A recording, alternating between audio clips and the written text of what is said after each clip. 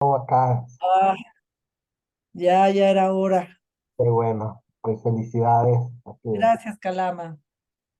cuidarse mucho en esta época también. Ay, sí, Calama. Ya, la edad, yo creí que tenía 18 años, pero no. Así nos pasa, Abel. Pero qué bueno, ya estamos acá, todo bien. Sí. Pues vamos a seguir platicando nuestro texto de desprenderse de los cuatro apegos. Hoy Ujú, es nuestra penúltima charla. Estamos en el punto 3, para los que tienen ahí el documento sería la página 4. Y hoy nos toca este, tocar el punto de abandonar el apego a nuestro propio interés, que en el texto viene como si tienes apego a tu interés propio, no tienes bodhisattva. Es la plática que tiene que ver con el egoísmo y la compasión. Nomás una consideración. Los martes mi perrita se va a una escuela y no me la han traído. Lo más probable es que vamos a tener que interrumpir unos 5 minutos cuando me la traigan. Así que les pido esa paciencia. No son 5 minutos nomás, más la recojo y la traigo a la casa, ¿ok? Para que, para que cuando pase, no sé, ay, no, no te ya preocupes, no te preocupes. anunció. Se llama Koga. Es una pastor belga. Bien, este tema, vamos a recordar rápidamente los cuatro temas que estamos trabajando en este tema tan interesante que es separarse de los cuatro apegos. El primero fue el tema de la vida mundana. ¿Se acuerdan que vimos toda una charla sobre la vida mundana, lo que es los intereses mundanos, lo que es ahí hablamos mucho sobre el apego, la codicia, la aversión. El segundo tema es el que vimos el martes pasado, es el tema del samsara, el ciclo de los nacimientos, y después dedicamos toda la charla a la cuestión samsárica. Lisbeth ahí nos hizo el favor también de mandarnos la grabación, ya muy bien, todo está bajo control de nuevo. Y hoy, este tercer tema es el tema del el apego al yo, el apego al ensimismamiento, al egoísmo, y cómo bodhicitta es el sistema que utilizamos en el budismo tibetano para poder superar ese egoísmo, esa egocentricidad o ese estado de ensimismamiento, podríamos decir. Fíjense que es muy interesante leer eh, este texto, porque en el texto no se habla de desapego, en el texto se habla más bien de no apego, ¿no? Es el concepto que más domina. Y aquí un elemento importante que hay que entender es que desde el punto de vista de la teoría budista, el concepto del yo, esto es muy interesante en la psicología budista, el concepto de la idea que tenemos de lo que somos, de nuestra identidad o nuestra personalidad, es causa de mucho sufrimiento. Se habla en el budismo en general de tres causas de sufrimiento. La primera de ellas son nuestros deseos neuróticos o nuestros deseos sobredimensionados. El segundo es la ignorancia, que hemos hablado mucho, no nomás en esta charla, sino en otros módulos, hemos hablado mucho de la ignorancia. Y en la tercera causa que se señala de sufrimiento es el concepto de yo, esta idea de que yo soy más importante que los demás, yo soy primero que los demás, yo creo, yo opino, yo digo, toda esta estructura egocéntrica que tanto nos domina y que se expresa básicamente por un estado de ensimismamiento. Hoy vamos a ver con mucho cuidado este estado de ensimismamiento. Pero antes de entrar ya al tema en concreto, me gustaría reflexionar un poco lo que dice aquí sobre por qué se propone esta idea abandonar nuestros intereses propios o abandonar esta idea que tenemos sobre, sobre la importancia de nuestros deseos, de nuestras necesidades, de nuestros intereses. Y aquí, perdón, ya llegaron, espérenme 2 minutitos, ¿eh? No, no tardo. Bueno, pues aprovecho para... Bueno, estábamos en la idea de por qué eh, en el budismo se trabaja tanto este concepto del yo o este concepto del ser. Y una de las, además de ser causante de mucho sufrimiento, este ensimismamiento, esta actitud que tenemos de estar pensando sobre de manera en uno mismo, también es un elemento, y esto es lo más importante, que bloquea mucho nuestra verdadera felicidad. Y hay que entender un poco dónde estamos. No me acuerdo si fue la primera o segundo martes, les platicaba lo que era Calaloca, el concepto de Calaloca. Concepto de Calaloca, además en español queda muy bien. Calaloca es un concepto que es sánscrito que se usa de manera paralela al concepto de samsara, pero Calaloca quiere decir un estado enloquecido de placeres sensuales, o un caos acumulado de placeres sensuales. Y en mucho en nuestra sociedad, nuestra forma de vida puede ser muy bien definida con ese concepto de cada loca, un estado constante donde nosotros constantemente andamos atrás de los placeres sensuales, buscando placeres sensuales. Y no solamente estamos hablando de los placeres sexuales, estamos hablando de los placeres gustativos, olfativos, auditivos, visuales, táctiles y hasta mentales. De hecho, casi todo lo que hacemos con esta intención es la intención de conectar con algún estado placentero. Desde el cuerpo, desde la mente, desde los pensamientos, desde las emociones, todo está muy dirigido a ya, ya esta, podemos decir, a esta predisposición a estar enloquecidos atrás de esos placeres sensuales de los 6 sentidos, es lo que produce, podemos decir, un estado caótico, un estado completamente desordenado, tanto a nivel individual como a nivel social, y a eso es lo que se le llama cala loca. Y hay otro concepto que se contrapone a este cala loca, porque uno puede decir, bueno, pues ya comprendí, ¿no? Que andar tras estos placeres sensitivos no tiene fin, es completamente, de todas maneras, todos ese tipo de placeres temporales sensitivos acaban, son bastante superficiales, son bastante intermitentes, aparecen y desaparecen rápidamente. Y hay otro concepto sánscrito que me gustaría contraponerlo a este concepto de kala loca. El otro concepto se llama avipatisana, avipatisana, con B chica, avipatisana. Avipatisana quiere decir, es que es muy cosa, siempre los conceptos sánscritos, y por eso los usamos mucho nosotros, porque dan una idea mucho mejor que en español o en inglés de lo que se quiere decir en las enseñanzas de Buda. Avipatisana quiere decir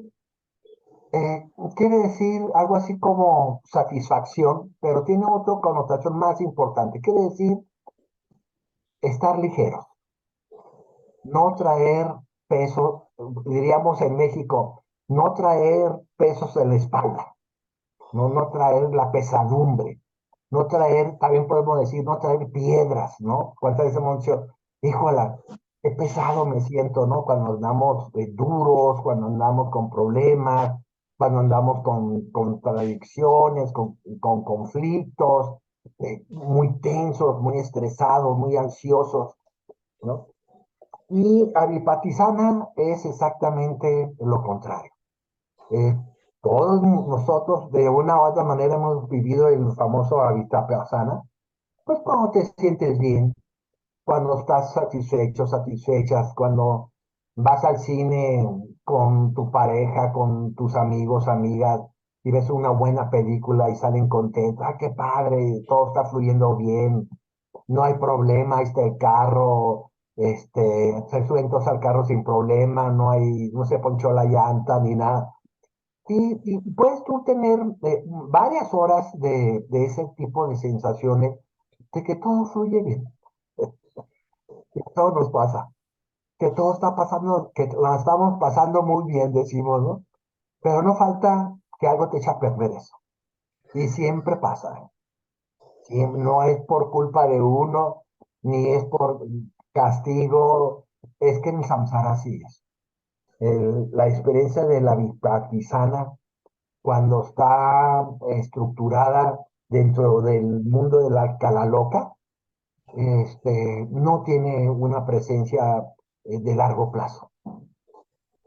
Y todos nosotros hemos vivido eso, ¿no? Como nuestros estados de tranquilidad, de pacificación, de serenidad, son muy cortos. Y cualquier cosa, cualquier circunstancia negativa, cualquier circunstancia, este, cualquier complicada, conflictiva, nos echa a perder ese espacio de felicidad. Ahí vas con ya vieron la película, salen todos muy contentos, y no falta que alguien allí diga una cosa y empiecen los pleitos, y tú dijiste, ¿no? Que tú lo hiciste primero, y pum, se echa a perder toda la...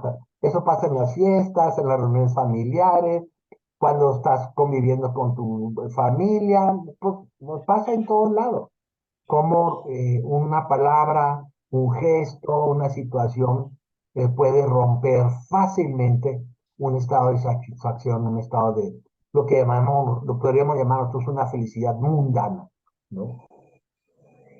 Y hay que tener un poquito esto de la felicidad. Y esto es muy importante, como estamos en el tema de bodhicitta y del egoísmo.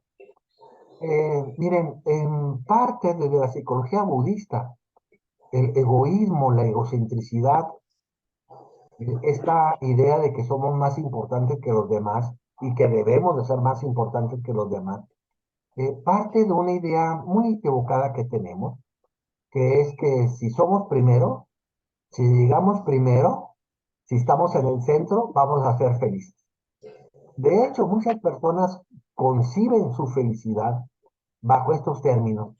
Si llego primero, si llego a ese puesto, si se me reconoce más, si me aplauden, si me reconocen, si me dan fama, si me dan buenas opiniones, no siempre muy concentrada la felicidad en la egocentricidad.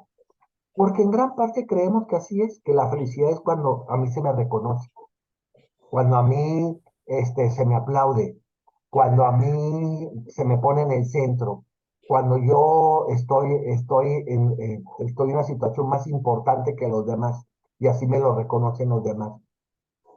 Y de hecho, podemos decir, eso es lo que podemos llamar, lo que llamamos nosotros placeres egocéntricos, es lo que podríamos nosotros definir como felicidad mundana. Ahora, hay que entender muy claramente que el budismo no está contra la felicidad mundana, ¿eh? Qué bueno que se te reconozca, qué bueno que se te aplaude, qué bueno que la gente hable bien de ti, qué bueno que te vaya bien, qué bueno que pues te salgas de una enfermedad y que estés sano una vez, pues eso es muy bueno. Eso es lo que es, y la felicidad mundana. Mundana quiere decir que es una felicidad de muy corto plazo. Eso es lo que quiere decir nomás. Y que está fundamentada casi siempre en el dominio de condiciones externas, ¿no? La felicidad mundana tiene la característica de sustentarse en condiciones externas. Cuando esas condiciones externas son favorables, son benéficas, son saludables, son patrimoniales, son económicas, pues nos da felicidad comprar un carro nuevo, comprarte una ropita nueva, hacer un buen viaje, no sé, salir a cenar una rica cena, pues eso para el budismo no es nada especial ni nada despreciable. Ojalá todo el mundo pudiéramos tener experiencias de felicidades mundanas, pero no basta. No basta para lograr la verdadera felicidad, que es uno de los fines del camino espiritual, es lograr una verdadera y básica felicidad, que le podemos llamar una felicidad verdadera o le podemos llamar una felicidad de largo plazo. A mí me gusta hablar más en términos ecologistas, hablar de una felicidad sustentable, es decir, que pueda proyectarse en toda nuestra vida y en todas nuestras vidas que van a seguir esa felicidad. Y no decimos felicidad verdadera a esta porque la otra es una felicidad mentirosa o falsa, no.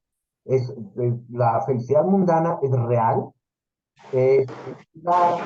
Ya Gautama experimentaba mucho la felicidad mundana. Le gustaba estar con amigos, le gustaba estar sano, le gustaba resolver problemas, le gustaba comer bien, vestir bien, pues no era un miserable, ¿no? Eh, pero sabía perfectamente bien que esa felicidad mundana tiene estas dos características. Una es que es bastante, podríamos decir, frágil. No quiero decir superflua, porque superflua soy así como muy, no. Frágil. Frágil quiere decir que cualquier cosa que cambia esa felicidad mundana. La convierte en sufrimiento, la convierte en frustración, la convierte en angustia, la convierte en ira, la puede convertir en cualquier otra cosa. Y dos, que es de corto plazo, es cortoplacista, ¿no? Esa felicidad, podríamos decir, esa felicidad muy oportunista, ¿no? Nomás usa las coyunturas para... Y esta felicidad mundana no solamente está sustentada, hay que entender muy bien esto, ¿eh?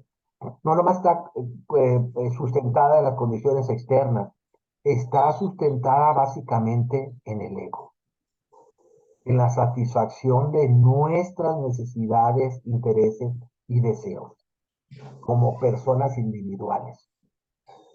Y esa sustentación ególatra es lo que lo hace tan frágil y de tan poco tiempo, de tan cortoplacista, podemos llamar. Otro término para llamarle a la felicidad mundana, podríamos decir que es la felicidad individualista, sustentada en la experiencia de la individualidad. Y como sabemos todos, cuando sustentamos nuestras experiencias en esta individualidad, es lo más natural que se produzca a través de las tres famosas emociones venenosas que tenemos, que son los apegos o la codicia, la aversión o el odio y la ignorancia. En la literatura budista, cuando las personas sustentan esa felicidad a través de la individualidad, y desarrollan esa felicidad en base a sus apegos, es decir, si logro este objeto de deseo y me apego a él, logro la felicidad, o en su caso, si logro quitarme este objeto de displacer, este objeto que no me gusta, y logro la felicidad, a eso, le, le- en la literatura budista se le llama seres mundanos. Los seres mundanos sustentan su felicidad vía apegos, aversiones e ignorancia. ¿Y por qué se llama felicidad mundana? Porque es una felicidad que busca solamente su propia felicidad. Es la felicidad individualista, egoísta. Y en cambio, seres nobles, cuando hablamos en la literatura budista de seres nobles, son los seres que buscan la felicidad para los demás. Y a través de buscar, como dice mucho Dalai Lama, a través de buscar la felicidad para los demás, son felices. Esta es la gran diferencia de los seres mundanos a los seres nobles. Los seres mundanos buscan su felicidad a través de satisfacción de sus necesidades, de sus deseos e intereses, a través de su propia felicidad, buscan solamente su propia felicidad. Y ya si les sobra un poquito de felicidad, ya lo dan a otros, ¿no? Pero dan sobras y dan eso. Mucho lo hemos vivido de personas que nomás te dan el tiempo que les sobran o te dan una atención que les sobra, ¿no? Y eso se nota muchísimo cuando es secundario o terciario uno. Se conecta uno rápidamente con esa superficialidad, podríamos decir, con esa eh, función secundaria que los individualistas tienen a los demás personas. En cambio, el ser noble hace de la felicidad de los demás lo más importante de su experiencia. Son los demás los que importan más que uno. Los demás se ponen al primero y después uno. Los demás son más importantes que uno. El sufrimiento de los demás es más importante que uno. La felicidad de los demás es más importante que uno. Pero esto ya requiere romper con nuestro ego y con nuestra autocentralidad que llamamos. ¿Y cómo le hacemos? ¿Cómo le hacemos para romper esta autocentralidad o que a mí me gusta llamarlo un término más coloquial, le llamo ensimismamiento, no estar todo el mentado día pensando nomás en uno mismo, todo el mentado día dando yo opino, yo creo, yo digo, todas estas conceptualizaciones que parten de la individualidad. Bueno, aquí el método que utilizamos básicamente, estamos aquí en el área del budismo tibetano, pues se llama bodhicitta. Bodhicitta es un concepto de lo más importante en el budismo tibetano. ¿Sí? Y no el más importante, porque el más importante tendría que ser la iluminación. Pero bodhicitta es uno de los elementos, de los conceptos en la adiestramiento mental más importantes del budismo tibetano. ¿Qué es bodhicitta? Bueno, hay libros y hay enseñanzas de miles de páginas sobre la bodhicitta, pero básicamente bodhi significa, recuerden que viene de Buda. Bodhi quiere decir estar despertado, despertado, en gerundio, ¿no? De estar despertando. Y chitta quiere decir mente, corazón. No, bodhicitta quiere decir mente despertada o mente lúcida le puedes poner. Pero no solamente refleja una mente lúcida o despertada, refleja una mente lúcida y despertada en beneficio para los demás. Es una mente que en vez de estar autoconcentrada en el yo, está centrada en el otro. Podemos decir en la otriedad, dirían los sociólogos, ¿no? Pensando en los demás, sopesando en los demás, observando a los demás. Ahora, la bodhicitta no quiere decir que uno no se debe de atender y que uno no se debe de cuidar y que uno no se debe querer, no, ese sería irte al otro extremo, ¿no? Al extremo de lo que le llamamos el altruismo radical. Esas personas que se abandonan mucho a sí mismas para entregarse a los demás. Lo tienen mucho, por ejemplo, las enfermeras, lo tienen mucho los líderes sociales, lo tienen mucho esta idea de volverse mártir en función de demás. El budismo no simpatiza con este tipo de posiciones de yo soy pobre y doy todo por ustedes y miren cómo estoy sufriendo por ustedes, ¿no? Mucho este carácter que tiene, perdón si ofendo a alguien, AMLO, ¿no? De yo, miren cómo me sacrifico por ustedes y me da COVID por ustedes.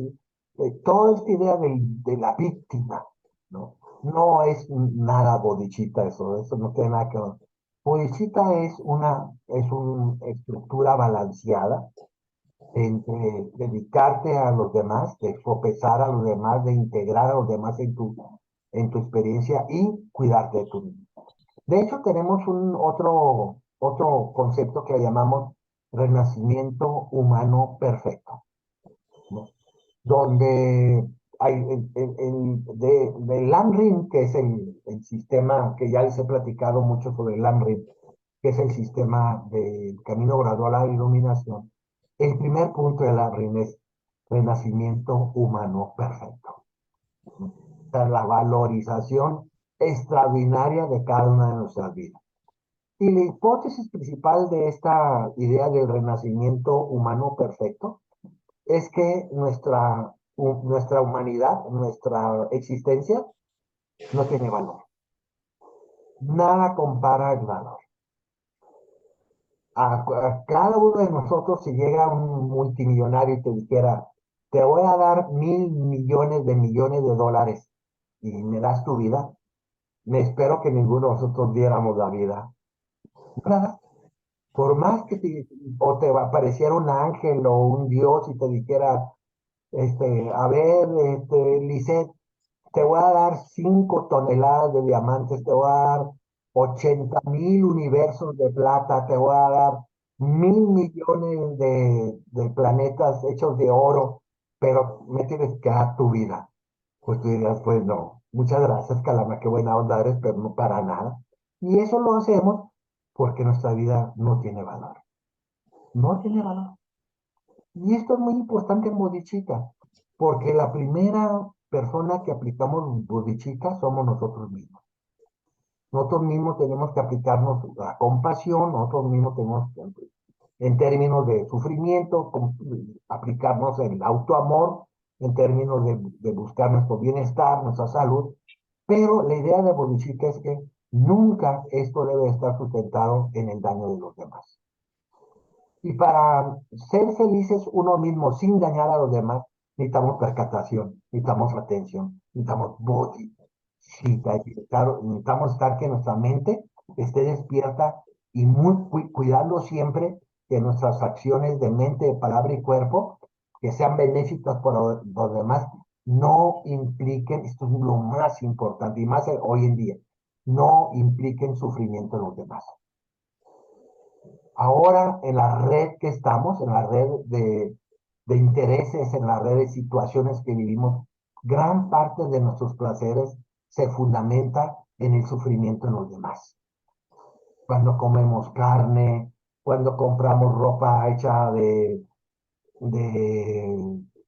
hecha de pieles de animales, cuando vamos a un bar y están los meseros ahí trabajando 20 horas, parados, caminando kilómetros y aguantando borrachos y borrachas, y que de veras es un sufrimiento impresionante como las personas que atienden bares o centros nocturnos o clubs, etcétera, o restaurantes que cierran a las 3 4 de la mañana, pues nomás véanlos cómo salen o los trabajadores de ahí, incluyendo hasta a veces hasta el dueño, agotados, cansados, destruidos, malhumorados, desvalorizados.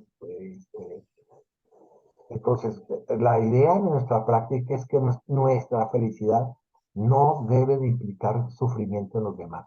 Y para eso necesitamos mucho percatación, atención, mucha conciencia de los efectos que producimos en los demás a través de nuestra mente, palabras y cuerpo.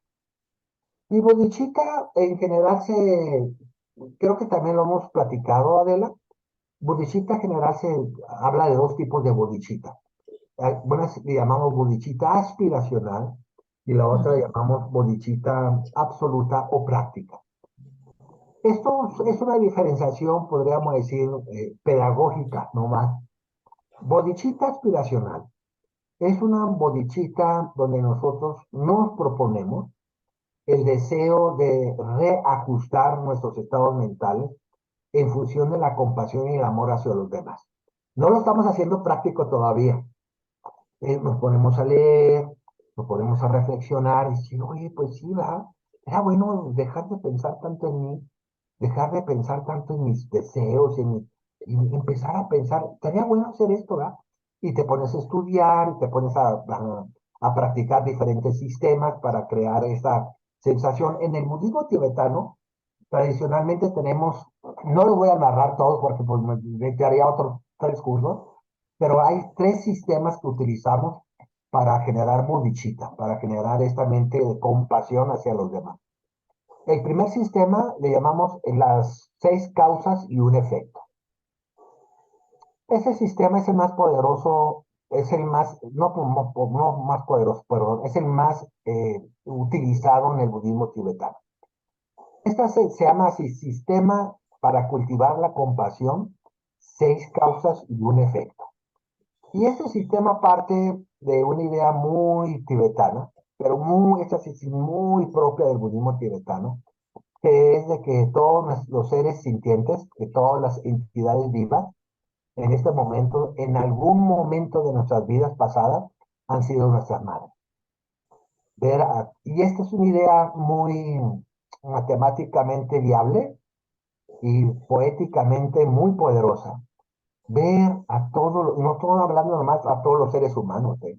Estoy hablando a todos los seres sintientes. Para nosotros hay 6 reinos de seres sintientes, no solamente como seres sintientes, sino en algún momento en mi vida pasada, esta persona o este animal o este espíritu ávido ha sido mi madre. Es hipotéticamente y matemáticamente, si nosotros hemos tenido en el pasado un infinito número de renacimientos, es muy probable que yo que mi mente, mi chita, haya sido madre en tu vida pasada y que tú en tu mente hayas sido también mi madre en vidas pasadas.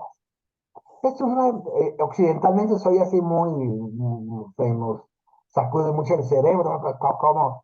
No, pero pues la idea es muy sencilla.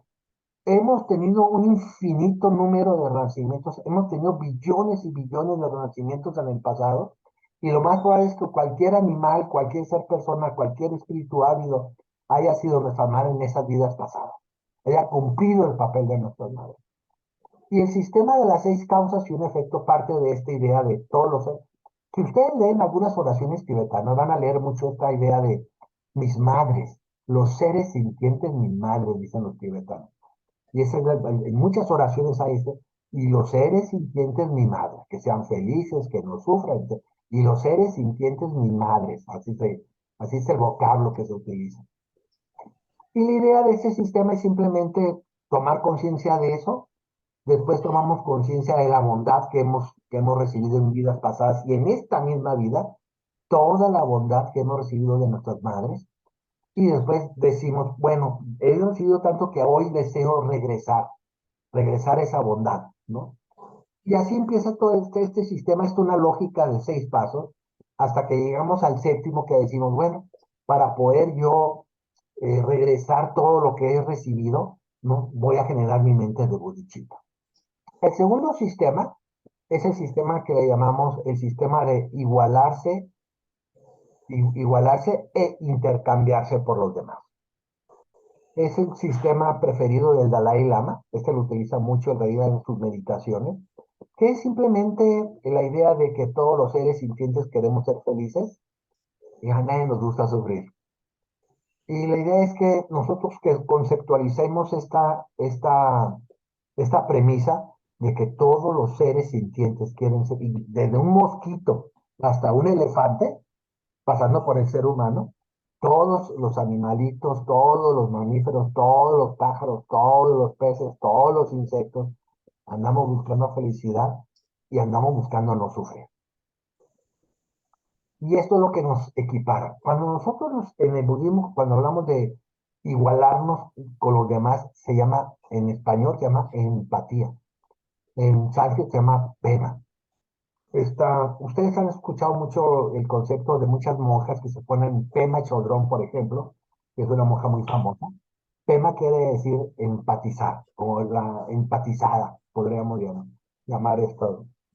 Y se trata de poner nuestra mente, nuestra conciencia en esta hipótesis de que todos queremos ser felices y nadie quiere sufrir. Ponernos en tema, en esa simpatizamos con los demás. Y el siguiente paso de este segundo método es no solamente simpatizamos, sino que nos imaginamos, no tienes que ser plomero, ni tienes que irte a la mina como minero, ni tienes que irte al hospital como doctor y trabajar 40 horas y no. Y nos imaginamos, pues, en México decimos ponerse los zapatos de los demás, ¿no? ¿Cómo viviríamos nosotros si viviéramos como viven las personas? Este segundo método a mí me gusta mucho recomendarlo, por ejemplo, cuando vayas a restaurantes, hablando de restaurantes, ¿verdad? Cuando vayas, cuando vayas a un concierto, cuando vayas a un viaje. Eh, Fíjate en lo que está, en lo que está pasando a tu alrededor. Ser aeromoza es una cosa terrible.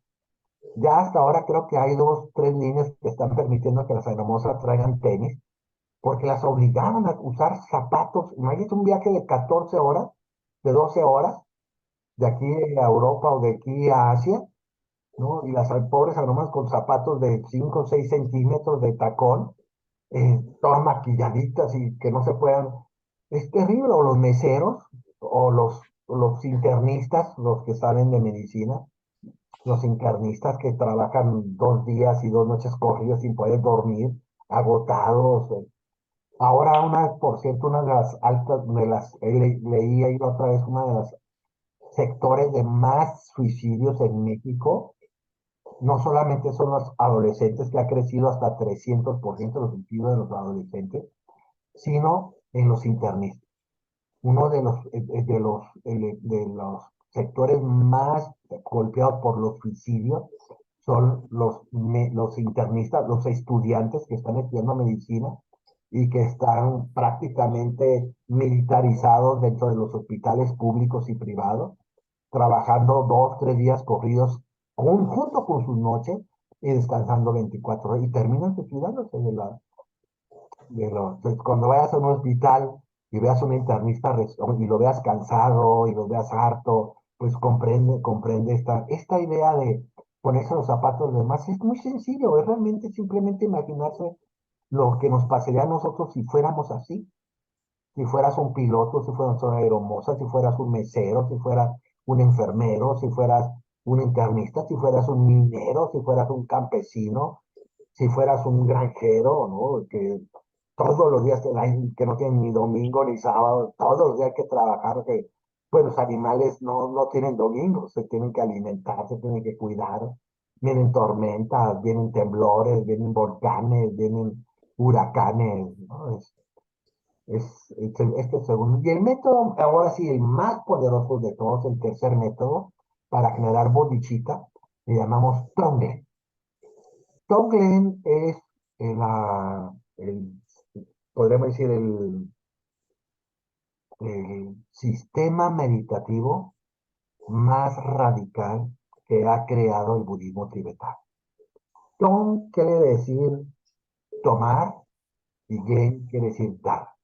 Y es la idea de tomar, es la idea de, aquí sí ya viene, voy a tomar un poco lo que decimos al principio, aquí la idea viene fundamentalmente de despersonalizarnos, de volvernos un medio donde a través de se usa la respiración, inspiramos el sufrimiento de los demás y ese sufrimiento de los demás lo llevamos al corazón.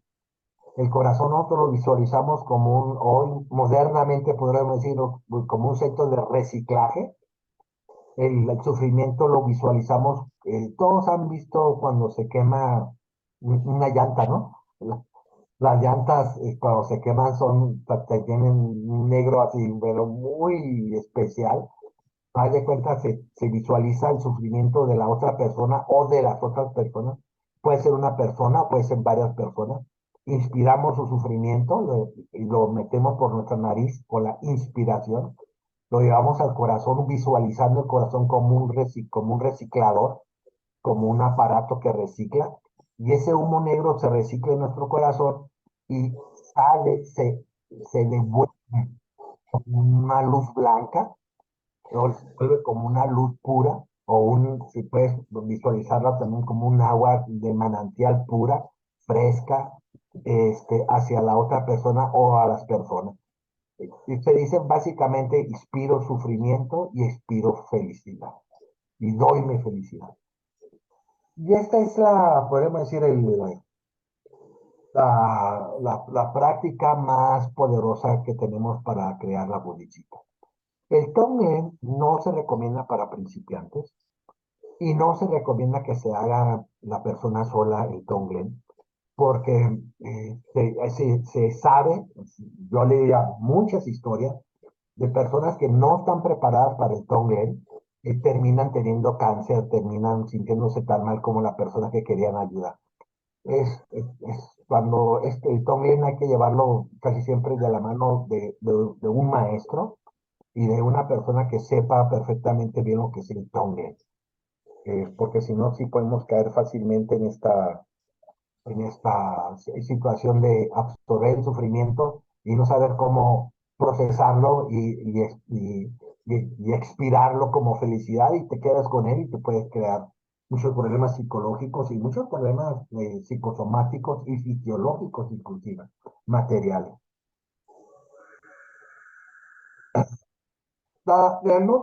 Estos son los tres métodos que utilizamos entonces para la creación de bodichita como el antídoto más poderoso contra el egoísmo. Y es lo que hay que entender. Bodichita es una vacuna, la mejor vacuna que existe para el egoísmo, para el ensimismamiento. Y aquí sí me quisiera abordar un poquito la temática, eh, tomando conciencia de la siguiente situación. Miren, gran parte de nuestras experiencias depresivas y gran parte de nuestras experiencias de ansiedad gran parte de nuestras experiencias de miedo, nuestras experiencias de depresión, de estrés, de neurosis, surgen por una sobredimensión de nuestros intereses propios. A veces cuando platicamos esto en retiros o en cursos, a las personas no les cae muy bien, las personas que han vivido las experiencias de depresión básicamente, porque es una crítica muy, muy fuerte el establecer de que las experiencias depresivas son un efecto, no una cosa, son un efecto de la mente en sí misma. Y la verdad es que no hay persona más egoísta que los depresivos. Si tú así, lo más es que todos nosotros ya hemos tenido, por lo menos, circunstancias depresivas, no hemos tenido ya fases largas de depresión. Y si te observas de manera clara, sin sentimentalismo, sin hacernos la víctima de las circunstancias, y nos observamos objetivamente, te vas a dar cuenta que nomás te la estabas pensando en ti, en y yo creo, y yo opino, y que a mí me pasa, y que a mí, es que yo, es que yo, es que yo. Y ese ensimismamiento, cuando se hace extremo, cae en la depresión. La depresión simplemente es una exageración de las frustraciones de tus intereses individuales. La gente se deprime porque no le salen las cosas como él o ella quisiera. Pues no, se alcanzará jamás, ni a los ricos, ni a los pobres, ni a los genios, ni a los miserables. A nadie nos sale la vida como nosotros la pensamos, ¿eh? Pero pues si estamos más o menos pensando en mis proyectos, en mis intereses, en mis deseos, en mis emociones, en lo que me pasó a mí, mi padre no me quiso, mi madre me abandonó, o mi marido, mi esposo o mi esposa me puso los cuernos, y soy la persona más infeliz del mundo y empiezas con todo eso. Y nomás estás pensando las 24 horas en tus cosas, pues es muy natural que se caiga. Bodichita es una bomba atómica a ese tipo de actitudes. Por eso para nosotros la bodichita es un acto sagrado, es una tabla de salvación.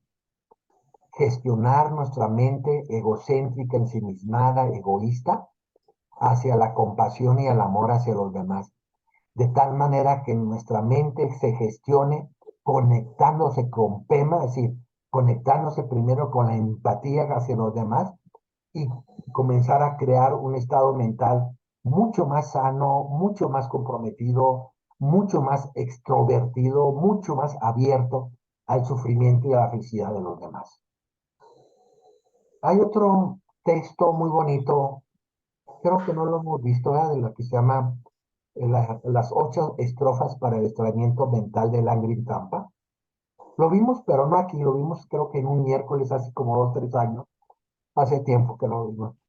Y es un texto de solamente 8 párrafos que narra todo esto de lo que les estoy este, eh, platicando ahora en esta tercera línea de si eres una persona egoísta, no puedes producir bodichita, porque el egoísmo es el veneno de la bodichita. Cuando hablamos de egoísmo, hablamos, de hecho, el concepto de egoísmo, déjame terminar con esta idea. Este concepto de egoísmo es muy interesante. A veces el español es tan bueno como el sánscrito, ¿eh? Ego es, podemos definirlo como una entidad que nosotros creamos de lo que creemos que somos. Es decir, haz de cuenta, te lo voy a poner gráficamente. Ego quiere decir esa idea que tú tienes de lo que tú eres. Ese es el ego. La idea, no es la realidad, ¿no? Sino que tú has construido a través de los años una manera de yo soy así. Ese es tu ego. Cuando dices yo soy así, ese es tu ego. Es una derivación latín que quiere decir sistema. Cuando hablamos solo de egoísmo, estamos diciendo que el ego se cree el sistema de toda tu experiencia y de toda tu existencia.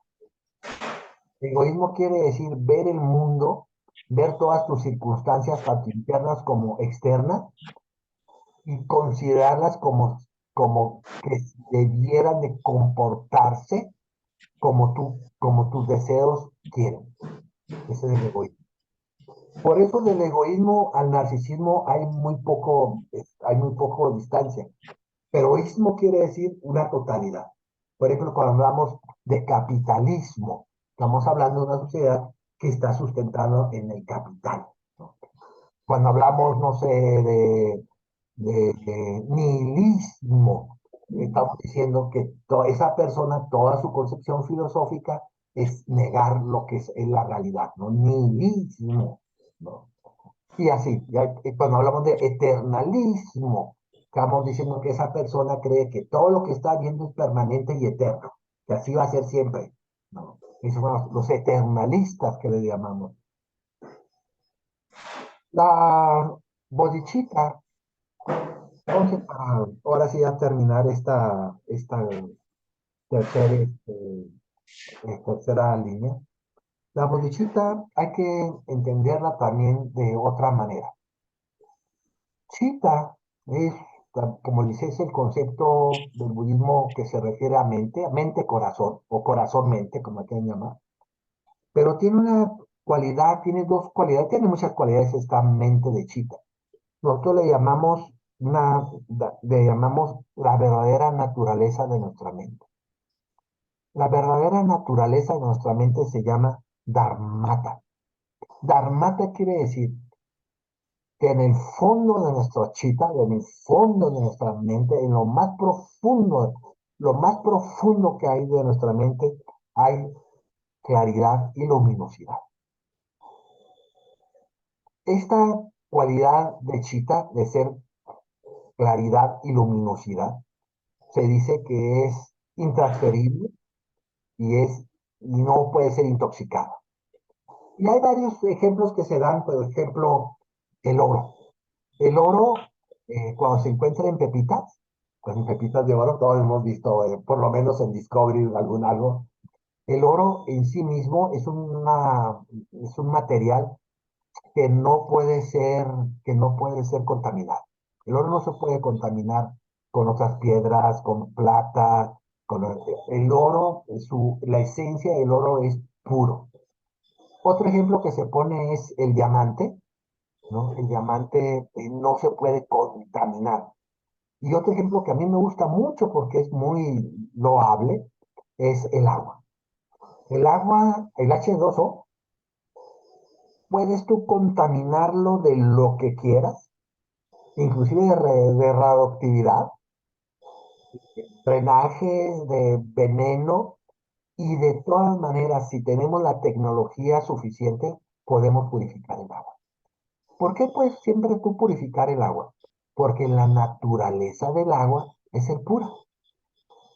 Todo lo que lo contamina el agua son agentes externos, son adyacentes, son agentes migrantes que vienen Y también a veces se ponen en el budismo tibetano, se pone mucho el ejemplo del cielo con las nubes, ¿no? El cielo siempre es azul, ¿no? Pero si hay lluvia, si hay tormentas, pues se tapa y ya no llaman el cielo, pero... Y otro ejemplo que se pone también es el sol, ¿no? El sol siempre da luz, siempre está dando luz. No porque no veas el sol, no quiere decir que no hay luz del sol, claro que hay, pues está del otro lado del mundo, ¿verdad? Este, y esto es muy importante porque bodhicitta es la expresión más fina que tenemos de nuestra mente de compasión y de sabiduría. Bodhicitta es la expresión, podríamos decir, convencional de nuestra mente de luz clara, de nuestra mente de naturaleza, le llamamos la naturaleza verdadera de la mente, que tiene muchos conceptos, tiene el concepto de Tathagata, tiene el concepto de luz clara, tiene el concepto de mente de Buda, tiene el concepto de budeidad interna. De hecho, cuando nosotros no utilizamos en el budismo eso de Namaste, esa es una tradición hindú, pero sí utilizamos la inclinación a la persona. No decimos palabra alguna, pero nos inclinamos a la naturaleza del Buda de la otra persona. No nos estamos inclinando a la persona, sino a su naturaleza última, budaica de su mente. Y por eso en esta tercera línea, que es una línea muy importante y por cierto muy poco a veces tratado en los textos, ¿no? Que se llama si tienes apego a tus intereses propios, no tienes bodhisattva. Es decir, si estás en un mundo egoísta, es imposible que surja bodhisattva. Y lo podemos poner al revés. Para que surja bodhicitta, necesitamos disminuir nuestras atenciones y nuestra inversión a nuestros intereses propios.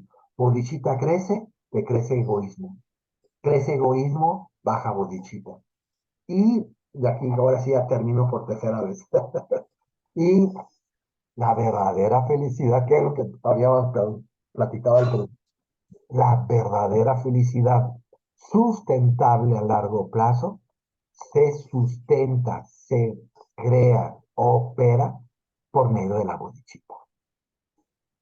Egoísmo opera la felicidad mundana, la felicidad de corto plazo, superficial.